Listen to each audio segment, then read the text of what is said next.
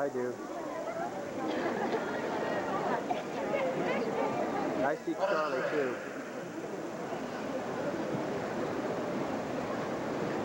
Lord God, on this day of graduation, we gather to celebrate the completion of high school for our Bowie seniors of 1992.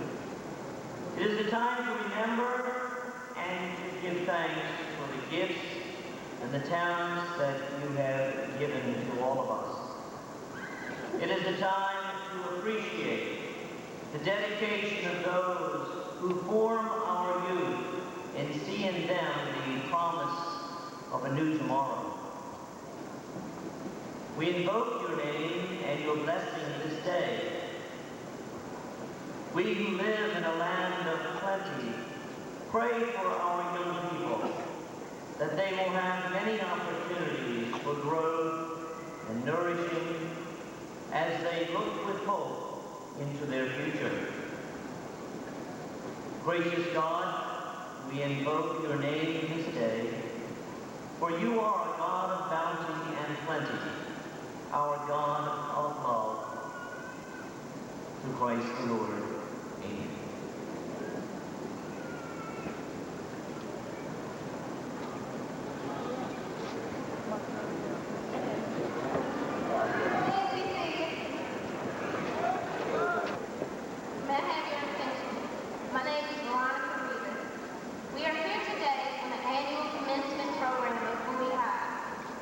We are ready to begin our program, but before we do, I would like to take this opportunity to solicit the cooperation of our audience during today's program. We have worked so hard with our graduates to convince them of the dignity that a commencement program should have. I think you will see the fruits of our labor in a minute. However, we should also like to solicit the cooperation of our audience during today's program. Please keep unnecessary noise to a minimum throughout the ceremony. We especially ask that there be no noisemakers, whistling, or screaming as graduates enter the floor, cross the stage, and leave the floor. Noisemakers in the form of air horns are strictly prohibited. Anyone using an air horn will be asked to leave the arena. We also remind you that no one is allowed on the floor except the graduates. A professional photographer will photograph each senior as he or she receives their diploma. These pictures will be made available to you.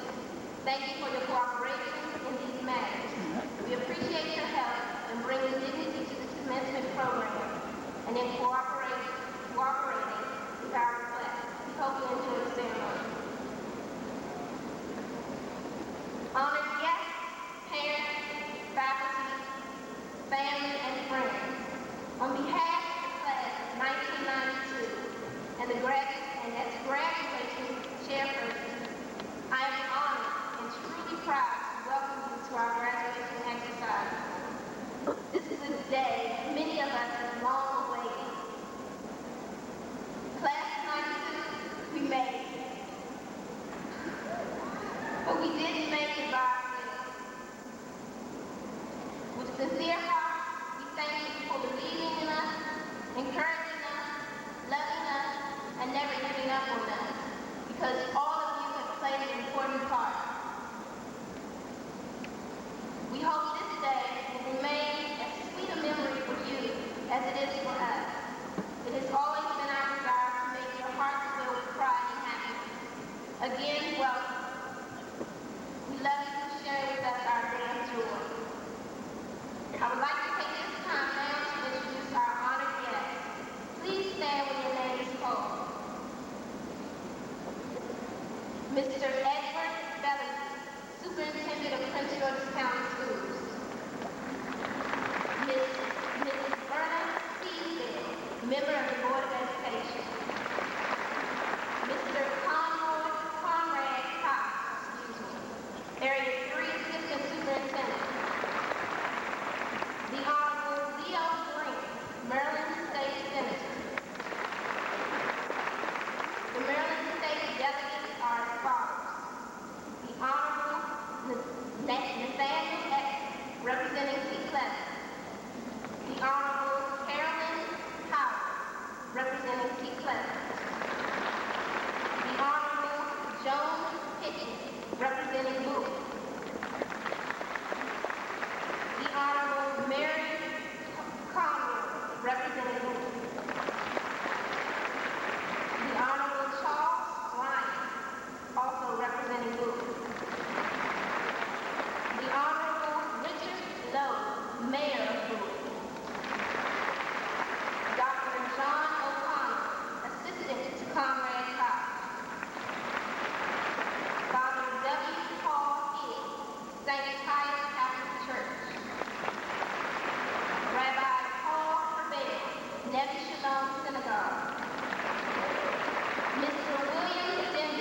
guest speaker,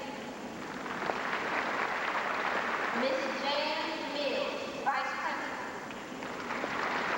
Mr. John Fowler, Senior Vice Principal, and Mr. Mitch Hall, Guidance Counselor. Now, the principal of Bowie High School would like to say a few words. Mr. John Hayes.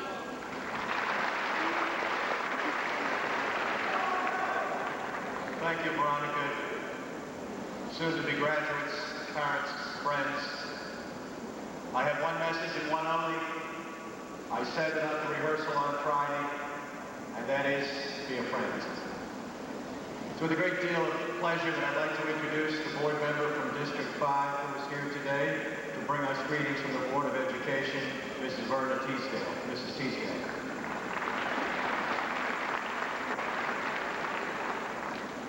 Greetings on behalf of the Board of Education. You know, in the school system, spring is a time of the year for graduations and retirement.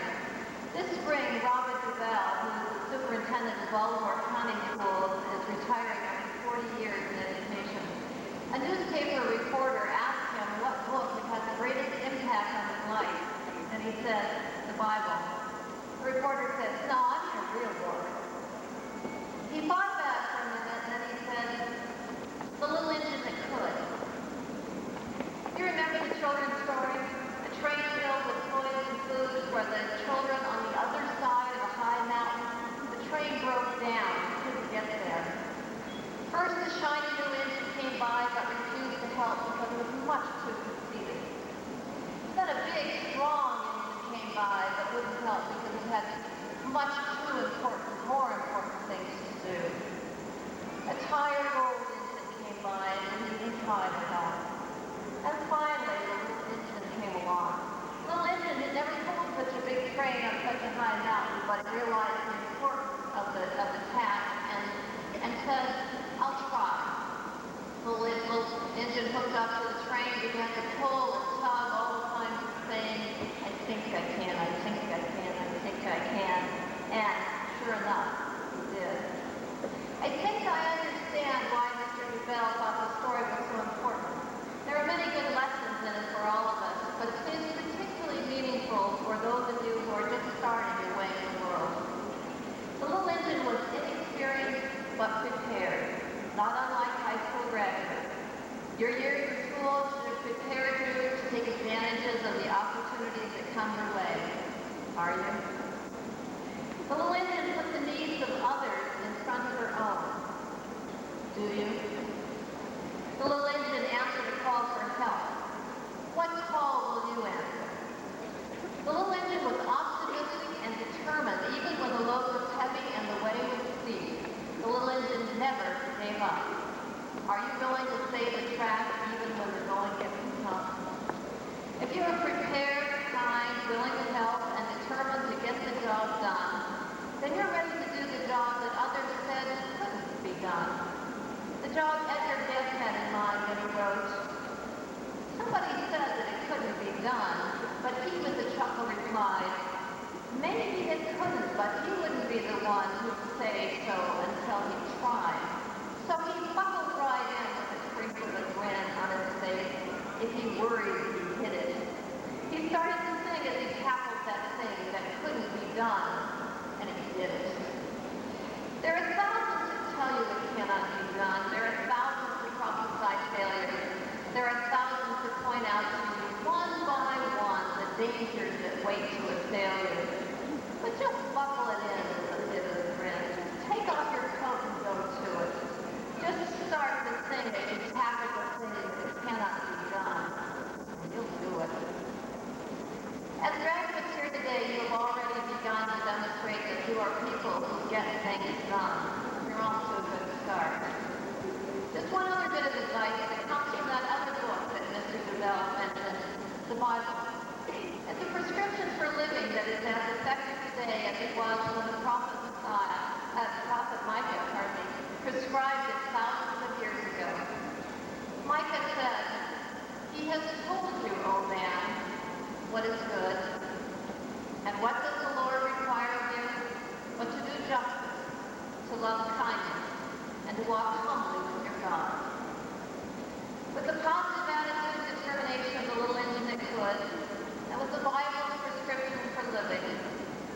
can accomplish what others say can't be done. What does the Lord require of you, graduates of 1992? But to do justice, to love kindness, and to walk humbly with your God. Thank you for letting me share this very special time with you. Congratulations.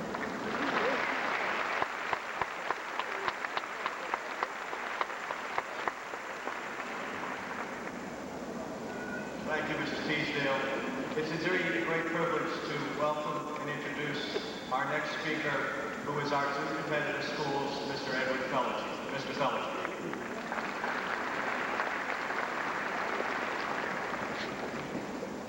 Thank you, Mr. Hagan, for our distinguished guests on the platform, to our parents and our family, and our friends of the graduates, and most especially to our graduates. It seems that these ceremonies are ceremonies that always require us to bring you together one last time and say there's one or two other things we want to make sure you've heard. So I'm going to reinforce a little bit of what Mrs. Teasdale said in a slightly different manner. First, to our students, let me say to you that we have confidence in you. The last 4 years at Bowie, you've worked hard, you've acquired some key skills and some key insights. And hopefully you know one thing, like that little engine that could. You know that you can master anything that you set out to accomplish. Why is that important? It's important because of the future. And I like the slant on the future that a fellow educator, John Shar, recently stated. He put it this way: the future is not someplace we're going to. It's one we're making. The path to the future is not to be found, but made. And the activity of making that path changes both the maker and the destination. The third thing I'd like you to remember is that of all you've learned in your years in school, the most important thing you learned is how to learn. What is certain for all of you is that learning is going to go on, whether it's in school, whether it's on a job, or whether it's pursuing some personal goal or interest. There's an old Chinese proverb about this process of learning. It states that education is like rowing upstream. Not to advance is to drop back. The fourth thing I want to say to you is that there's a subtle, almost imperceptible change going to sweep across this floor in a few moments. Up to this point in time, we, that is to say, your parents, your teachers, your relatives, we have been the ones that you have been dependent on. That's beginning to change, young men and young ladies. We now need your skills, and we need your insights. We welcome you to young adulthood and look forward to the solid contributions you will make in your community. I'd like to share with you a simple thought from Canon Farrar. It's entitled, What I Ought to Do. I am only one, but I am one. I cannot do everything, but I can do something. What I can do, I ought to do. And what I ought to do, by the grace of God, I will do. Young ladies and young gentlemen, it's my pleasure as superintendent of schools to speak on behalf of every teacher, every guidance counselor, every office secretary, every bus driver, every cafeteria worker, every maintenance person in the school system who's ever been in contact with you. We congratulate you on this day. We're very proud of you. We wish you success in the future and the Lord's blessings upon you. Thank you.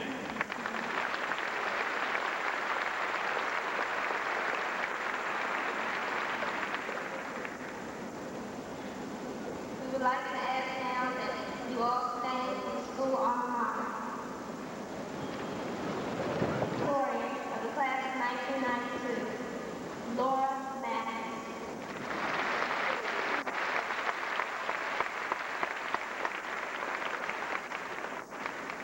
Good afternoon, Mr. Hagan, administrators, honored guests, teachers, and especially the senior class of 1992. A friend is someone who comes when all others go. It is someone who gives their ear, their love, or their presence. Friendship is about giving. It is about sharing our innermost sympathies and compassion with a person who not only wants us, but needs us. Throughout high school, we have all had the experience of needing someone. We have all longed for that special person with whom to talk, to laugh, or to cry. Many times we were content with just a hug or a smile. However, we who had a person in whom to confide were the lucky ones. Look around you. Someone is out there that could really use a friend. During middle school, I was that person. I was the one who was laughed at and talked about. I was the one who was alone. However, believe it or not, that experience helped me. Now, when I see a person sitting by themselves, looking very alone, I ask myself, why doesn't she have a friend to visit? Is it because of her shortcomings or because of mine? Is it because of her awkwardness or because I perceive her as awkward and use it as a basis of judgment? Is it because she is shy or because I do not have enough confidence in my own individuality to break from the crowd and befriend this person? Whose fault is it that this person is alone? Personally, I believe it is I, who cannot see the beauty in this individual through all the superficial stereotypes and blame. In order to discover this truth, I had to be put in the same situation as the person who is sitting there so alone. And honestly, I don't believe that any of you can say that you have not once been in that situation. I ask you to remember how you felt when you see a lonely person detached from the group. I hope this memory evokes the feelings of loneliness and inferiority you undoubtedly felt when you were that person. I hope this memory drags you to your feet and walks you over to this individual. And I hope this memory helps you to smile and to offer them your hand. Just think of how happy you might make them. Probably as happy as you felt when someone made a gesture of friendship towards you when you were alone. Please remember that at one time you were in their shoes and someone helped you. Now it is your turn to do the same for someone else. Finally, I urge you one last time as you go off to college or out to work, remember what it felt like to be alone.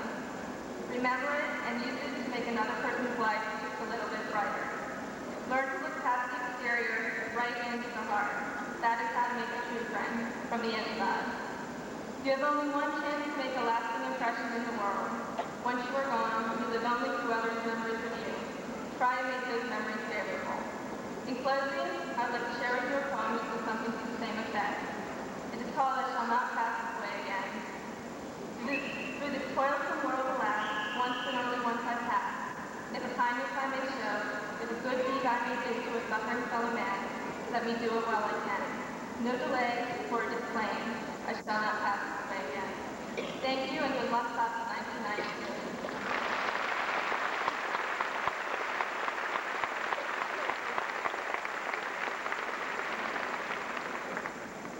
Our class treasurer, Deshaunda Gaines, will introduce to us our speaker.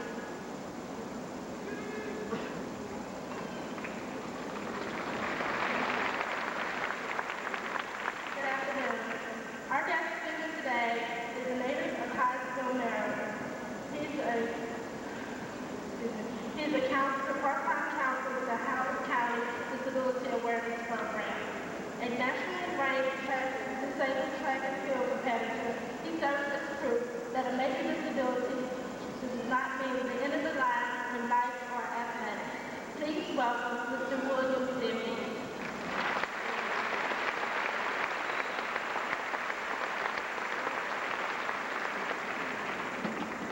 Good afternoon. And congratulations.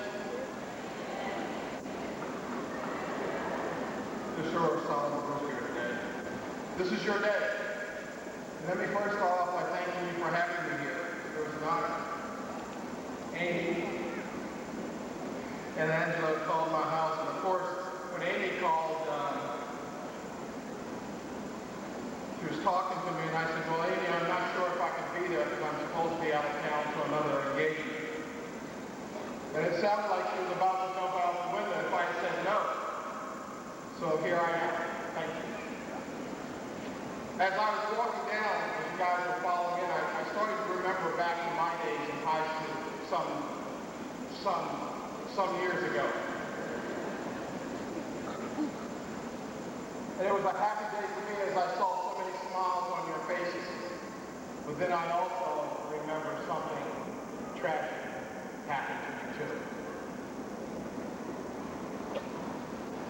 Like many people sitting here, I waited to the last minute to find out what I wanted to do after I graduated from high school. See, I had a dream of becoming a professional basketball player, and I was good at it, like I'm sure you've heard many people say that. I went in to see the high school counselor because I wanted her to help me to reach the goal that I had set for myself.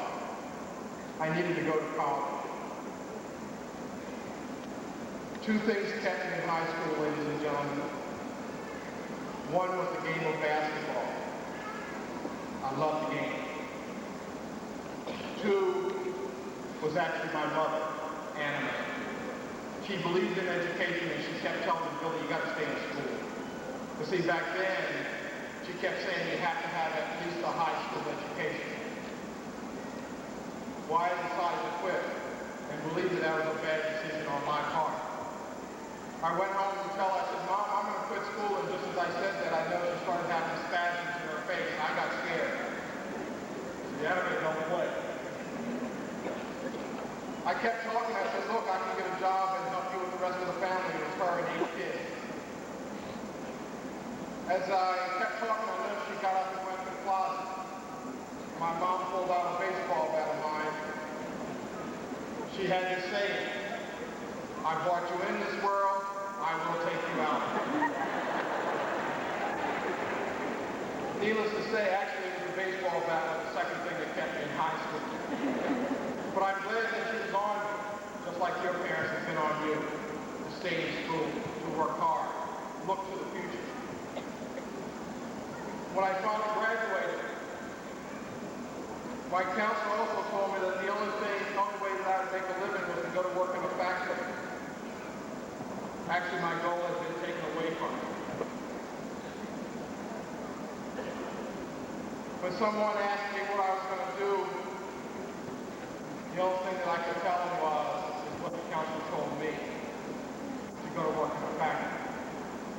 Now, maybe some of your parents are sitting here, maybe you are factory workers, and there's nothing wrong with that, but I wanted something different. The odds were against me, and I decided that I wanted to make a change. I wanted to be different from everyone else in my town who went to work at Chrysler, GM, and DuPont. I wanted something different. And I kept thinking that I could do this, but then every time I thought of that, I kept hearing the words of the counselor that would echo through my head. And I said, no, I can't. But I had a mother that kept saying, Billy, you have nothing to lose, go out and try it. Well, I didn't try it. I went to work in that factory. And I was there for a couple of years before I received a letter from the White House. And like most naive kids, I was wondering why the president would be writing me. Well, I opened this letter up and it said, greetings from the president. That was my draft notice. December 26th of 1970, I was in the Republic of Vietnam. March 26th of 71 is when the rocket hit the truck that I was driving, and both legs were amputated immediately. When I told my lieutenant in the back of the truck that my legs were off, people panicked. Suddenly the gun started going off in the back. He jumped out of the back, he handed me his belt, I put a tourniquet on the legs to stop the bleeding. As we drove down the road, my life flashed in front of me, and ladies and gentlemen, I thought I was going to die. I thought of two things. I first thought of my mother, Anna Mae. Said she's really going to be teed off behind this incident. And then I thought of the game of basketball. The game that kept me in high school.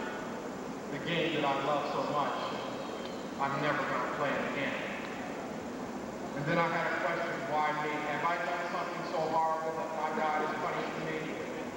Well, I got an answer, but it wasn't a voice coming out of the sky or from under the dash of that truck, but a calm feeling came over me. I knew then that I was going to survive Vietnam. What I did know, the things that I was going to have to deal with returning to this country. Vietnam vets, alcoholics, drug addicts, vicious people.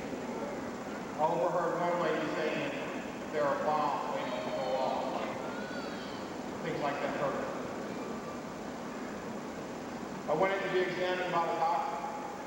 I rolled in and he looks at me and he says, "Are you Bill Demby?" I said, "Yes, sir." And he started reading things off in my records. Trauma, B-40 rot, bilateral amputation. And he looks up to me real calm and he says, "Is there anything else wrong with you?" And I said, "Is this an examination?" I got a little teed off behind it. I said, "What the hell else you want from me, man? I'm in bad shape." "Sir." Got to tell him that. He says, "No, you're not in bad shape. You're just an amputee. If you think you're in bad shape, go back out on the ward there where 65 other guys are, and you'll find someone in bad shape." As I'm rolling back to my bed, I stopped to a guy's bed and his name was Skip. Skip had an arm and a leg was off, and parts of his head was gone from the explosion that he was in. At that moment, ladies and gentlemen, I thank my God for being just an amputee. You see, I have been blessed. Oh, there was one other thing wrong with Skip. He couldn't talk. But see, the Army taught us to take care of our own as I want you guys to do. Skip had a speech pathologist that used to come up on the ward every day, twice a day, 5 days a week to teach him how to talk again. And she'd bring a mirror and stick up in front of his face and she'd say, "Say cat. C-A-T, cat." He struggled and he struggled, but nothing came out. Several months went by and she stopped to us one day and she said, "While you go by his bed, stop and talk with him. He may not be an answer, but we're hoping he'll pick up a few words." Well, the Army taught us to take care of our own. See, we taught Skip a word.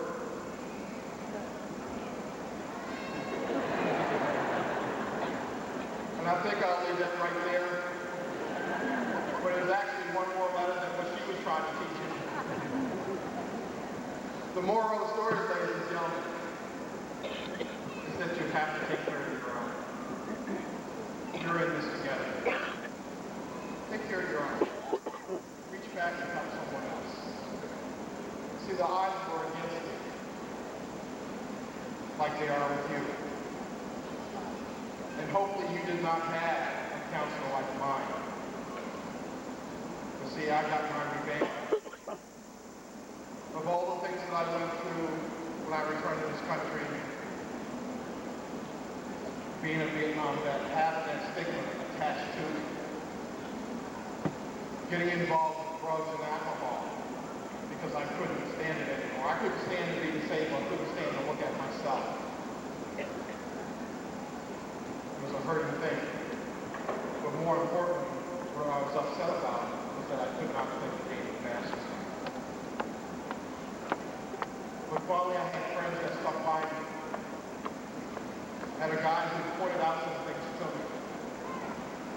He told me that I didn't need that stuff when I was sitting in my wheelchair at the local bar, toasting the car as the day drove by. The next day, his words were the only thing that I remembered, and I thought it was time for a change. So when I went back to D.C., I got involved in sports, and sports was my avenue back. I started to win again. I come to realize that there was going to be a change that I would have to make. I beat the odds. I got off the drugs, the alcohol, and did not go to a rehab center because that would only confirm what they said about us. And I went to college. I had to leave some people behind in order to be here with you today. And I'm here to say it's okay to leave people behind. For you cannot help anyone until you've helped yourself. Leave them behind. Go on and be successful. I made it out because I wanted something different. I went to college. I graduated. My mom was real excited. But the exciting day for me is when I got a call from my high school. He asked me to come in and speak to the student body as I'm doing to you today. When I walked through the door, I had one question. Where is the counselor? That's who My words to her were, do you remember me? I'm the one that was not college material, but I made it. I even took my little piece of paper to show it to her.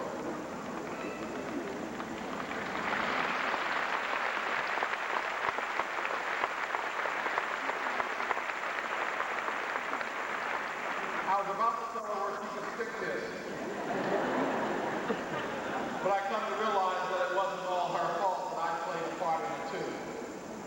So let me leave you with something. I believe that life is a game, like basketball. And in any game, you have to prepare yourself like you guys have done, but it's not over yet. But in order to win the game, you have to play it. That means you keep your head on straight, and you stay focused, and you go out and do good things. See, I come to realize that between the counselor and my mother was the intelligent one. And I'm going to leave you with this too, from a very well intelligent woman who only got past 9th grade. She says, Billy, it doesn't matter what you be in life, but you'll always be the best. And if you ever make it to the top, you reach back and pull someone along with you. I have not made it to the top yet, but being here with you today, that's my way of reaching back and pulling you along with it. Regardless of what you do in life, you always have to aim high. You shoot for the moon, and even if you miss, you'll be among the stars. Ladies and gentlemen, I'd like to thank you for having me here.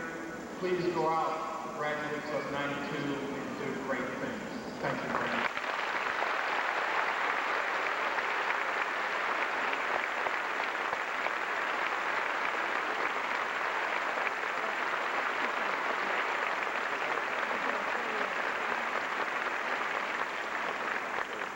At this time, several members of our class will be singing It's So Hard to Say Goodbye, directed by Mrs. Eleanor Minor. Now.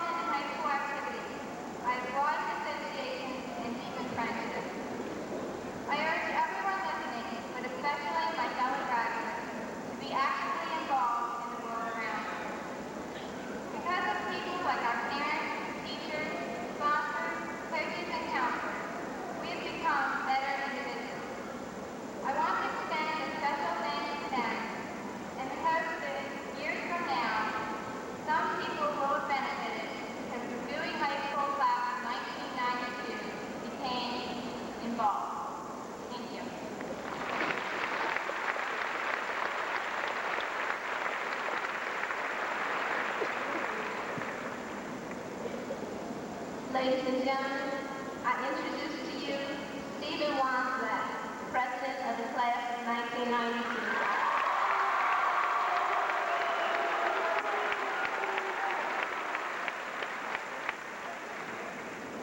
What can I say?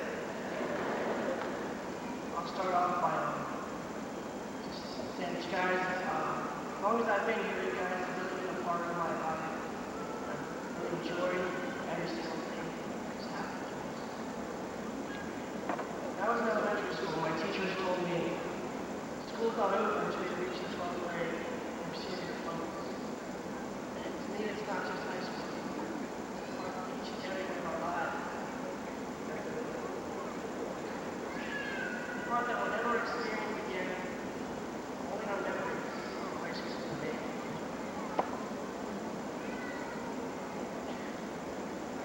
Some of us have been friends since elementary school, others since middle school, and some for just a short time. But each of the people we have met have had their own little meaning placed in our hearts. I can look out to the crowd and see the friends I've had since elementary school, and friends that I've met in middle school, and friends I've just met in high school. No matter what the amount of time I've known you all have a special place in my heart. Or in my mind, never mind.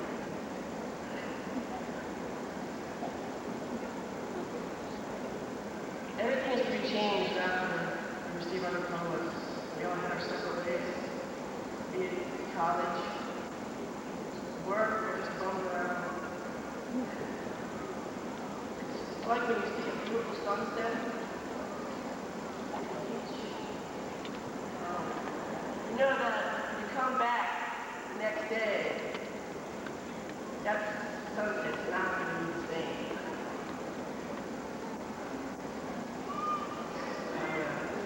I don't know.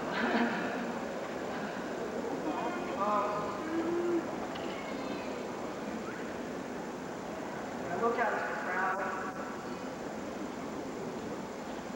when I look at the 4 years I've spent here in high school, I can't help but feel a great sense of love and pride. We all came here as strangers. We're all leaving as friends. I love you all. Have a great night. See you at the beach.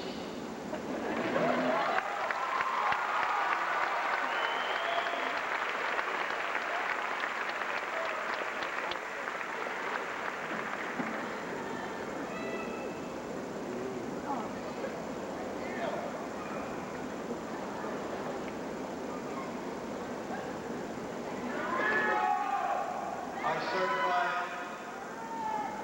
by the authority vested in me by the Superintendent and the Prince George's County Board of Education that these young men and women seated before us have met the requirements of the State of Maryland diploma or certificate and are now graduated from Bowie High School with a Maryland diploma or certificate.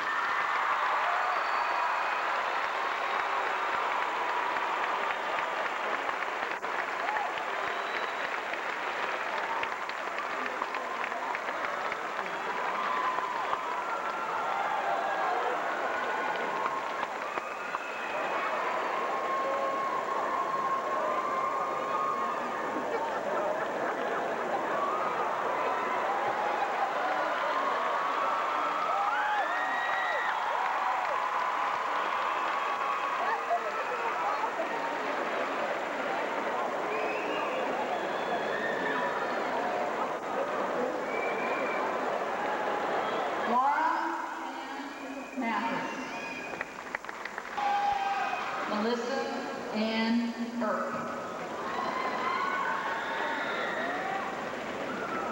Amara Marco Freeman. Brian Harold Gardner. Scott T. Gibbs. Jermaine Antonio Gordon. Charles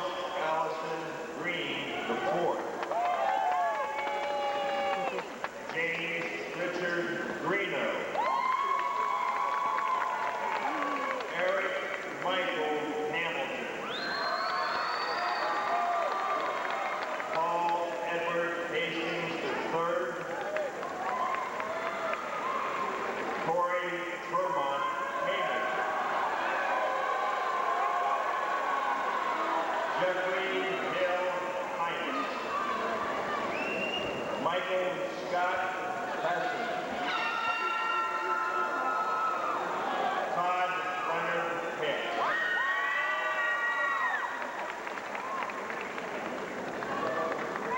Donna Jean Emerson.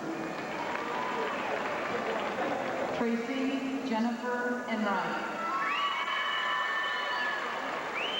Rachel Lynn Finn. Stephanie Carmen Flaherty. Karen Ann Flannery. Holly Louisa Fleming. Rebecca Ann Fleshman. Elisa? Patrice Lene Fletcher.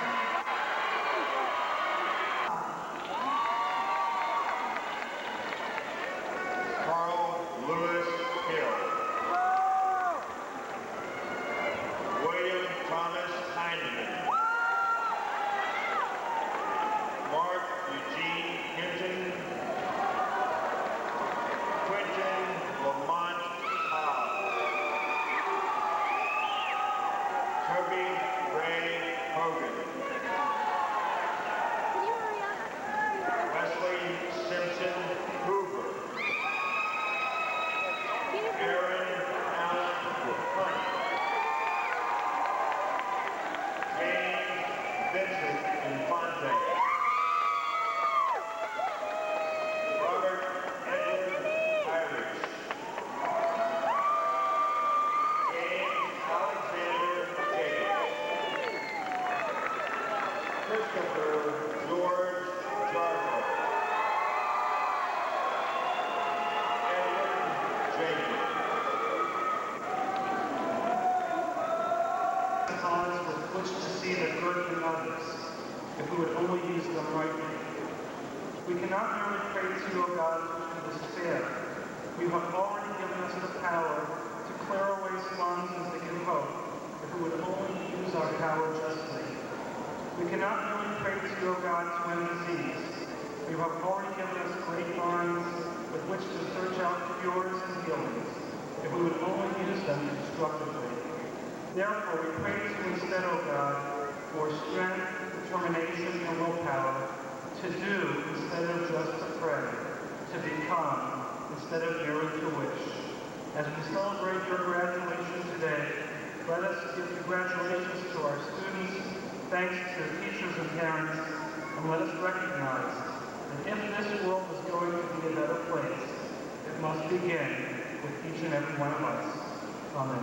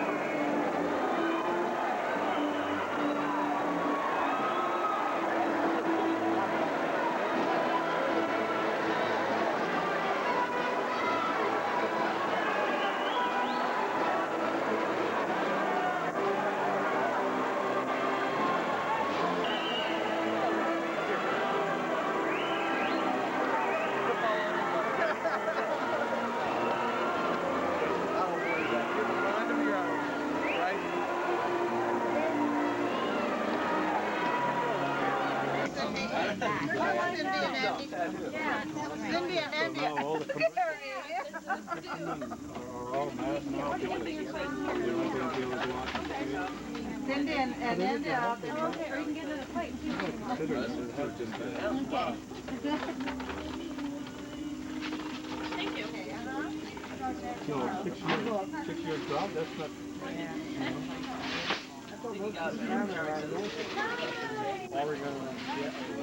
well, we have quite a few in our area there, Monterey Bay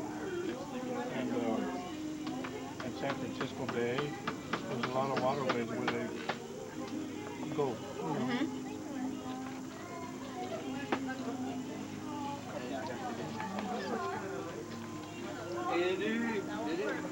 How long will it take to get to Sacramento? From San Francisco? It'll take about a couple hours. They don't matter. Maybe mean stuff. Whoops, doesn't matter. You're going. There you are. I would have. Dude, my parents are going to be on that weekend too. My parents are going to be at the I always do. Always barking. Hi, Cindy. How are you? Hi, it's Cindy, Marley, Mommy. Come on, sit down and get some crab. You know how to eat those, huh? We had them bigger over there. They're easier to eat. Doesn't take us long with being like the beef here. We're still trying to sell Steve Miller things. There are Dunganese crab. When you've been up there. Anybody get Andy or something things? No. It's her fault. You never get any money, so I'm out of the whole. Mom told them to come at 7:30, Dad. Long short. I'll tell you if that. That's why they're late. Still appreciate it. You down with the Buffalo 2 nights? Well, after the first night, we came home. That was a mess. I'll come and stay over here. And so my mom, the next morning, I got up and said, "We're going again." My mom said, "Go away." My roommate Laura. Again, so Short. so she said, It wasn't very long. You want me to sit on the floor is what you want me to do. We should sit down somewhere. You're in the way. I'm trying to get a picture of my wife. You were telling me about it. Here's yours. I'm not vouching for either of them because I know them both. Me too. Is anybody using this chair here? Nobody's using that. No one's using this one either. In case it did start to dribble. Yeah.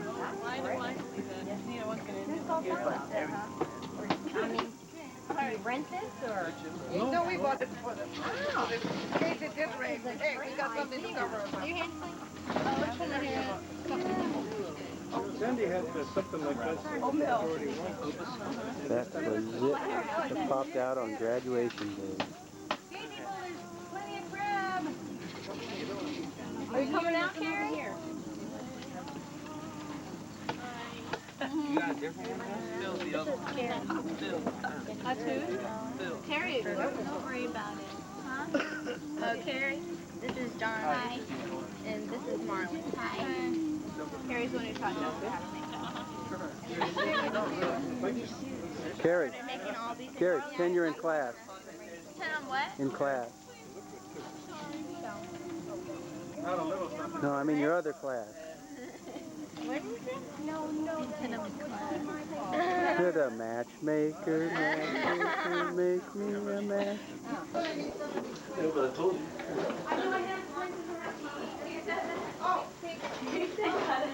You get it from every angle. I would never say anything like that. Be upside down. We have a little 90 lesson for this one. John, why don't you cut it? No. Take a picture of Jimmy. I'm gonna take a picture of Jimmy cutting his picture in half. Go get your camera. Oop. Just make good throwing, man. Sorry. Sorry.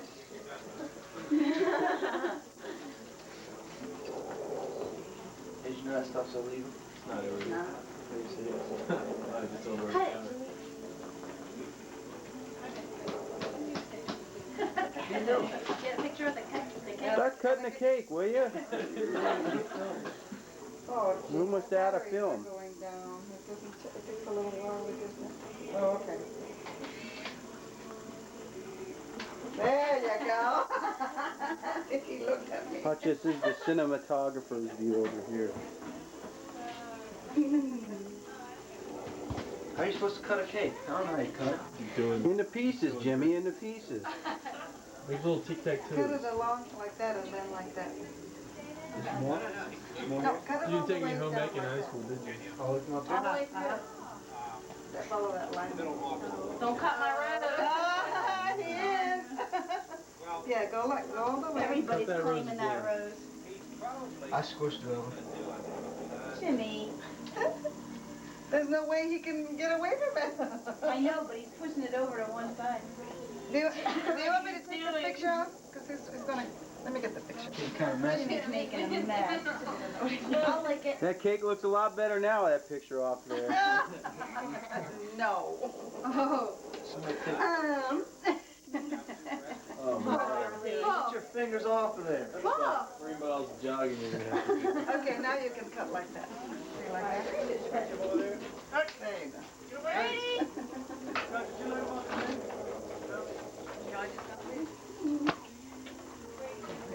Which way triangle?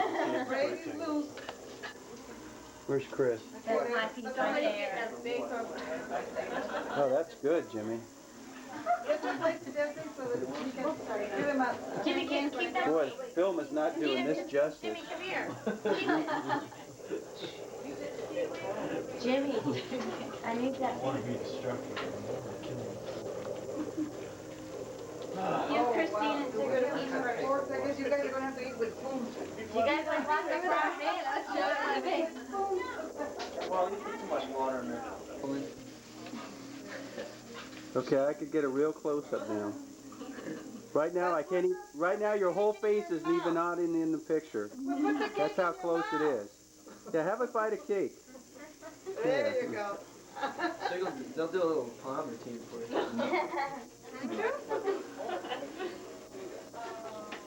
You asked for it, I'm filming. I was just kidding.